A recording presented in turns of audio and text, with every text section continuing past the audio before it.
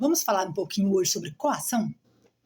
Pois bem, a coação é um dos vícios do consentimento, assim como o erro, o dolo, a lesão e o estado de perigo. Acontece a coação quando alguém intimida uma outra pessoa a praticar determinada conduta, determinado ato.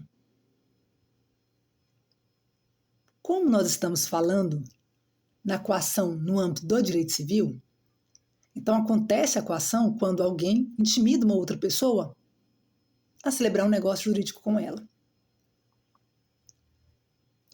Vamos imaginar que o B esteja querendo vender a sua casa. E o C aponta uma arma contra a cabeça do B e diz assim: B, ou você assina essa compra e venda comigo, que eu quero ser o comprador e você vai ser o vendedor, ou você morre.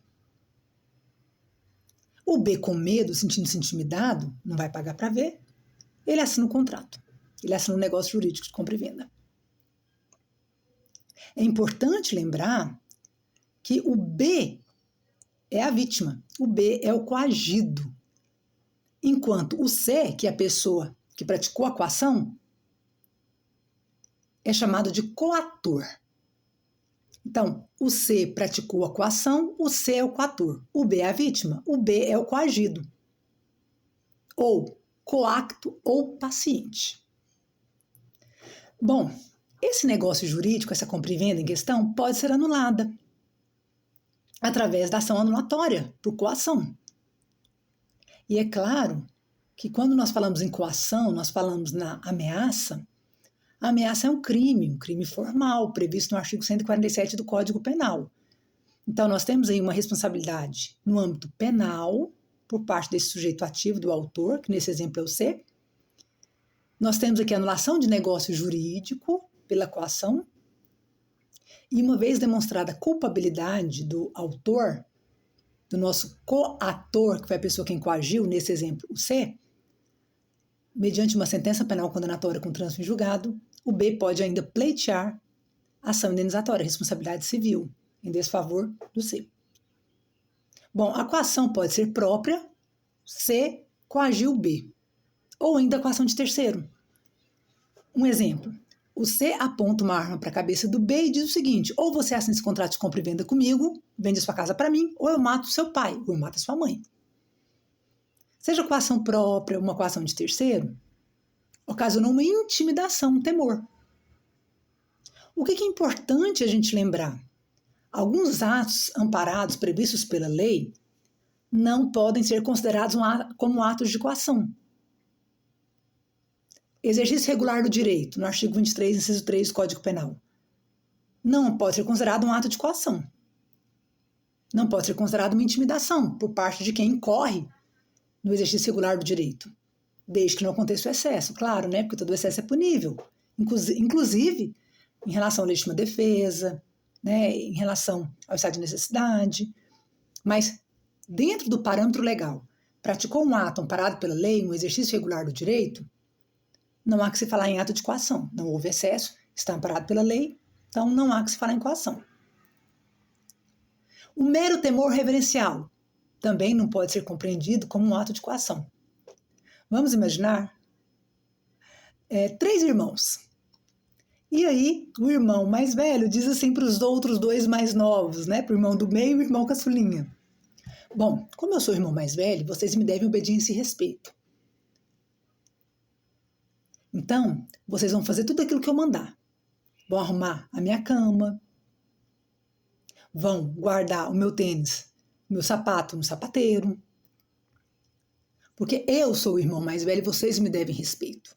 E se não me respeitarem, eu ponho vocês de castigo. Poxa, observe. Aí o irmão do meio, o irmão mais novo, os 2 irmãos aí, em questão, os mais novos, eles praticam o ato com medo desse irmão mais velho, mediante coação, estão se sentindo intimidados. Poxa, a gente vai ficar de castigo? Peraí, mas neste exemplo nós temos um mero temor reverencial.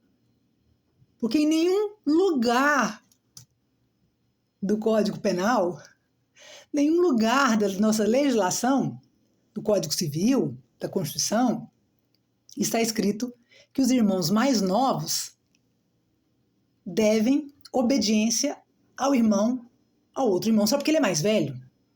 Ah, eu tenho que guardar o tênis do meu irmão, senão meu irmão mais velho vai me pôr de castigo. Eu tenho que arrumar a cama dele, senão eu vou ficar de castigo.